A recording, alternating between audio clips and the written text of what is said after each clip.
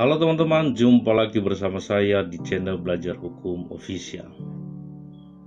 Nah, di video kali ini kita akan membahas tentang tugas saksi TPS pada pemilihan umum, baik pemilihan presiden, pemilihan wakil presiden, pemilihan DPR RI, DPD, DPRD tingkat provinsi, DPRD tingkat kabupaten atau kota, dan atau pemilihan gubernur, wakil gubernur, pemilihan bupati, dan atau wali kota.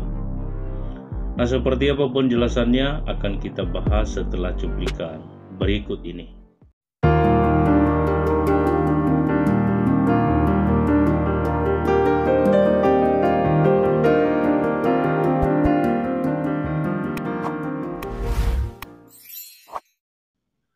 Oke, baik teman-teman.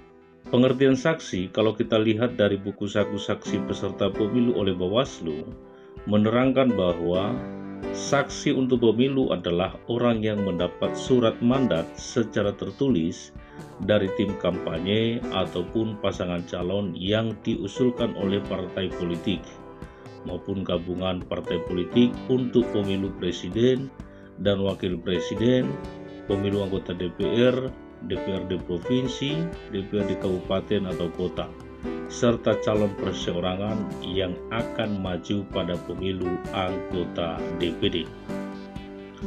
Berdasarkan pasal 121 ayat 5 PKPU nomor 3 tahun 2019 tentang pemungutan dan penghitungan suara dalam pemilihan umum, dijelaskan bahwa pasangan calon presiden dan wakil presiden, partai politik, atau calon anggota DPD dapat menerbitkan satu surat mandat yang akan berisi paling banyak 2 orang saksi, dengan ketentuan hanya 1 orang saja yang diperbolehkan berada di dalam TPS dalam satu waktu.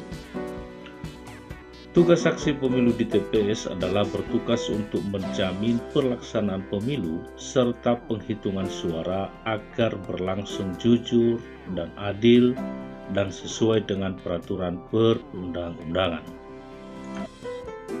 Nah, tugas dan fungsi saksi TPS pemilu atau saksi partai pemilu adalah sebagai berikut, yaitu yang pertama, saksi TPS harus menghadiri persiapan, pembukaan TPS, juga pelaksanaan pemungutan suara hingga penghitungan suara di TPS. Yang kedua, mengikuti pemeriksaan pelengkapan pemungutan suara juga penghitungan suara di TPS. Yang ketiga, saksi TPS harus menyaksikan pelaksanaan pemungutan suara hingga penghitungan suara di TPS. Yang keempat, saksi TPS akan meminta penjelasan kepada Ketua KPPS mengenai segala yang berhubungan dengan pelaksanaan pemungutan suara hingga penghitungan suara di TPS. Yang kelima, saksi TPS diperbolehkan untuk mengajukan keberatan ke KPPS jika terjadi kesalahan dan atau pelanggaran dalam pelaksanaan pemungutan suara dan penghitungan suara.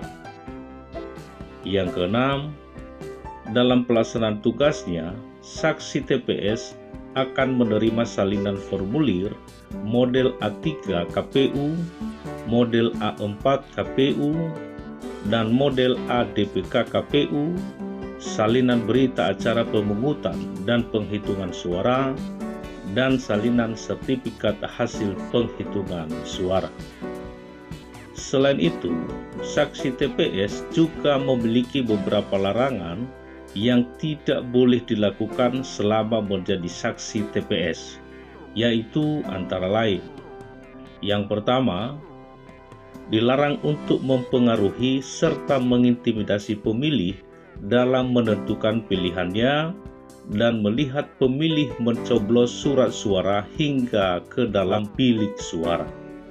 Yang kedua, dilarang untuk mengerjakan dan atau membantu mempersiapkan perlengkapan pemungutan dan penghitungan suara, serta mengisi formulir pemungutan suara dan hasil penghitungan suara.